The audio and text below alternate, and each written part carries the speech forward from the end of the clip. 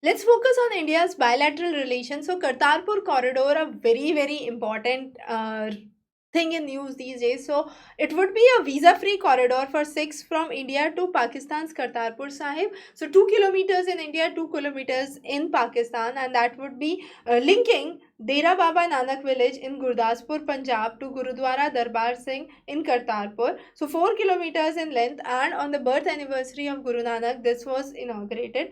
There has been numerous historical backdrops in light of this.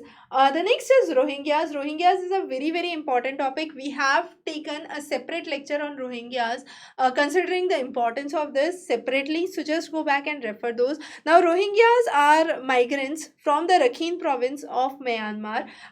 They are considered as illegal migrant. Now, who is an illegal migrant? Who enters a foreign nation without a valid travel document and stays beyond a valid period, or who enters without the rights that he has in the territory. So who can deport the foreign nation nationals? Home Ministry, Bureau of Immigration, Union Territories and State Government has a right to deport the foreign nation national if found illegally. So, state of Rohingyas in India, there has been more than 14,000 registered Rohingyas in India. The security agencies believe that there are more than 40,000 as of now. Also, there are measures taken by the government considering that India is not a signatory to the UN Convention and the protocol relating to the state of the refugees. There is no law for refugees in India as of now. Long term visa holders are allowed to take up private sector jobs and enroll in the academic institutions. Also, there are cases related to various nationalities, ethnic identities that are taken into consideration. BIMSTEC is important. So, BIMSTEC 2018-19 summit has been important. The idea is the administrative processes taking place, main focuses on connectivity, uh, terrorism, investment, and people to people contact. India's role definitely has been important. There has been establishment of Bay of Bengal studies at Nalanda University, very important. Then you have Shanghai Cooperation Organization, SCO. SCO is very important in light of the recent coronavirus. Now, to attend the SCO summits as a full member has been an idea for India. Both India and Pakistan have been working together in the Kazakhstan summit that had recently happened. There were various challenges that have come up. Also, the COMCAS, which is the Communications Compatibility and Security Agreement with US, is another major issue. Now, the detailed notes on those would be available at Examrace current affairs section. So, just touching on to the major topics, the previous signatures were on LEMO, which is the Logistic Exchange Memorandum Agreement, which was created back in 2006. Now, STA1 is very important. Strategic trade authorizations. Now, strategic trade authorizations talk about high technology dual exports to India, which have been eased after a period of nearly negotiations for 1.5 years.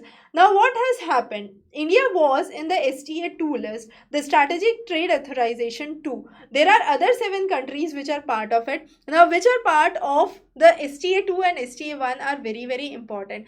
The difference between the two: STA1 is the 36 countries, mainly NATO nations, which have bilateral relations and are allies with America. For example, Japan, South Korea, Australia. They have license free access to 90% dual use technology. The four export control regimes basically include the NSD, Australian Group, Basinar arrangement that we have already taken a separate lecture on, also missile technology control regime. Talking about SA2, STA2, STA2 have certain licensing exemptions that are there, and they cannot access the dual use technology. So that is one of the major limitations. So India is striving for STA1. Now, STA1, STA2, very important. Which nations are part of which is again important. So, how India was in the STA2 list and India is in the STA1 list now is a very significant proportion for this. The next is UNITRAL, this is an international trade law with the UN Commission. Commercial disputes can be resolved because of this, and domestic mediations can be taken into account. So mediation is where you have the two parties coming together and reaching a solution to the problem rather than moving to the court. So that is where you have the process of mediation, or you can have local bodies that could help you assess those.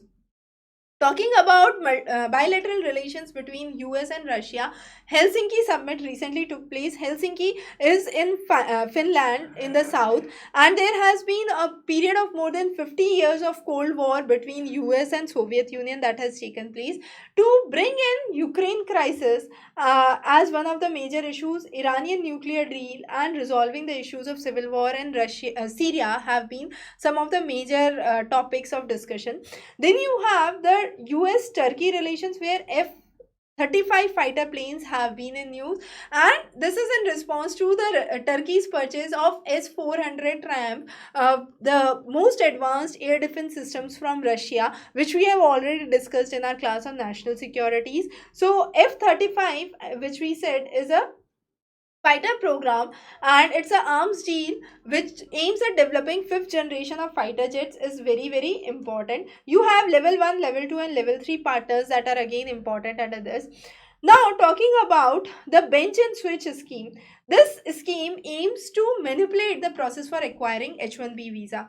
H-1B visa is a process through which a foreign national enters into United States based on his specialty occupation with his master's or PhD, is considered highly specialized in his knowledge. So what is the advantage of getting H-1B visa, and how did this bench and switch scam basically worked on? That is again very important. The Switzerland and European Union treaty, talking about the trade share trading, is again important, where you had the Swiss exchanges that were taken into account. So how it affected the Swiss ban and the violators were taken into consideration here.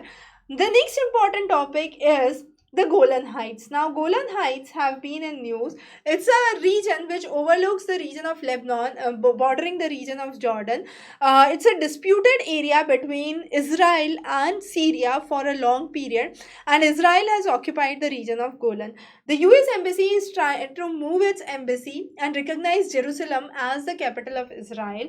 So this has been working over the years, and Golan Heights have been very important. How Israeli captured it, the history behind it, the real process is important. The next is Arab Springs. Arab Springs are the uprisings in the Arabian nations since 2011.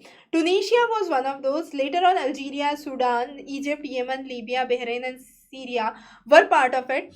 And in Tunisia, the dictatorship was overthrown. So that was one of the major things that brought about a pan-Arabist movement, which was against the older system. The protest had been transitional in nature. The Greek Macedonia dispute is again important. This dispute, after this, 1991, you had Macedonia, which was considered as an independent nation, independent of Greece, sorry. The next is the end of the Ethiopia-Eritrea war, which worked for nearly 20 years, and then there was the war that broke out at Badme. Later on, there was lot of hostilities that were seen, and lot of democratic front that were brought about. So those are important. The next very important development is Qatar. Qatar has recently left OPEC. Now OPEC is the group of oil producing nations. Qatar moved out, saying that it would now focus on gas rather than oil. So OPEC was founded in 1960s. Some of the major members are here, and then you have a list of other members. Organizations, international organizations have been a very important question. Last year there were around 2 to 3 questions. So this year SCO, Shanghai Cooperation Organization, and OPEC are two of the most probable ones that could be part of your paper. So the next talks about creating charter cities. Now, charter city is a newly created city. The first idea was introduced in Madagascar in 2008 and later on Honduras, but the concept slowly and gradually failed. So, host country can host the charter city in its territory was the idea that was delegated. It has to be built from a scratch city, foster much more innovation and development. In India, we have been having environmental conflicts with Lavasa in Pune, and there has been slow progress regarding this. Smart cities are again on the verge of this. The next is Belt and Road Initiative. So, second Belt and Road Initiative Forum has been started by Beijing. You have a lot of projects coming up. There has been a fear of debt trap that has been seen mainly with Sri Lanka, Maldives and Malaysia, where favor of subsidized Chinese imports are taking place. But China is consistent with bringing in much more transparency, greater debt sustainability and better negotiations for the projects. So those are some of the key takeaways. Then you have G20 summit, G7 summit, which is again important. The SCO's Bishkek declaration is again important, which was held in Kyrgyzstan. The 8 members, the 4 observers and 6 dialogue nations of SCO. As I said, SCO is very, very important this time, in line for the recent happenings in China and the economic turmoil with the coronavirus. The Shanghai Cooperation organization becomes very, very important. So India's significance is mainly for the energy sector, connectivity and trade. India's role in the non-permanent member of UN Security Council is again important. So India has been in the Security Council for 14 years. It's going to re-enter the council after a gap of 10 years. It already had a Security Council non-permanent position for 7 terms.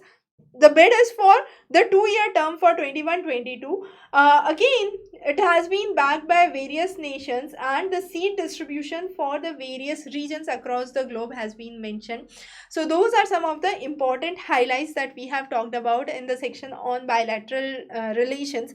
We would be covering many more expected topics before your 2020 examination, some of the most important topics for your examination perspective. So stay tuned. Have a wonderful evening.